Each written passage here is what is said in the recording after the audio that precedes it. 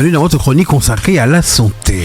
Et aujourd'hui, nous parlons de la Journée mondiale de la santé qui est célébrée chaque année le 7 avril pour marquer l'anniversaire de la création de l'Organisation mondiale de la santé en 1948. Cette journée est l'occasion de sensibiliser le public et les dirigeants mondiaux à l'importance de la santé pour tous. La première Journée mondiale de la santé, Jeanne, a été célébrée en 1950 avec pour thème la santé pour tous.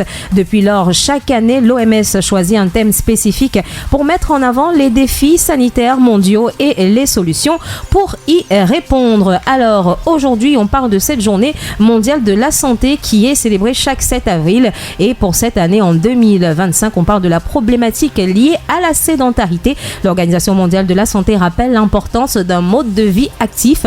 Bouger même un peu change tout. Loin des exigences sportives extrêmes, l'activité physique régulière constitue un pilier fondamental de la santé physique comme mentale. Pourquoi ce simple geste quotidien peut-il transformer durablement la vie, notre qualité de vie? On en parle ce matin parce que c'est le défi de l'OMS pour cette édition 2025.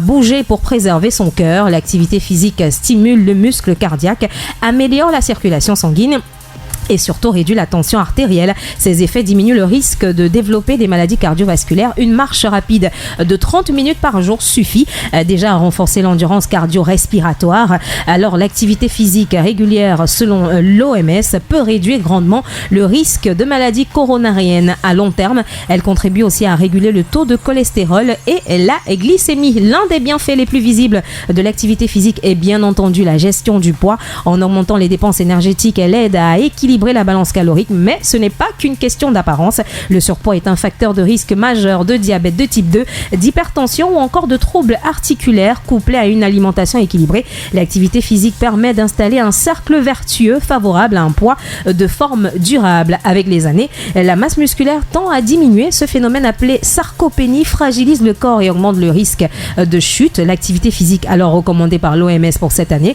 notamment les exercices de renforcement ou de résistance, ralentit considérablement ce processus.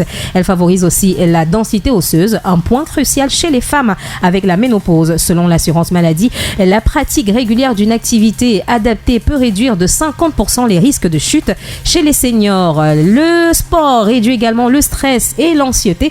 Dès les premières minutes d'exercice, le corps libère des endorphines surnommées hormones du bonheur. Ces neurotransmetteurs améliorent l'humeur, atténuent la douleur et procurent une sensation de calme. Marcher, nager ou danser devient alors un excellent moyen d'évacuer les tensions accumulées. Certaines études indiquent que l'activité physique régulière peut être efficace, que certains traitements médicamenteux, oui, contre les troubles anxieux légers à modérés. Alors oui, faire du sport, même à petite dose, ne vous donnez pas de gros défis. Inutile de viser les marathons ou les séances intensives pour ressentir les effets positifs.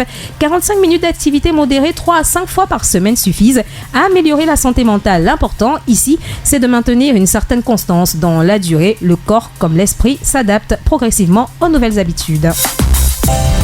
Retrouve la vibe sur ton téléphone via nos différents comptes de réseaux sociaux Facebook, Instagram, X et TikTok. Volume 3 Cameroun.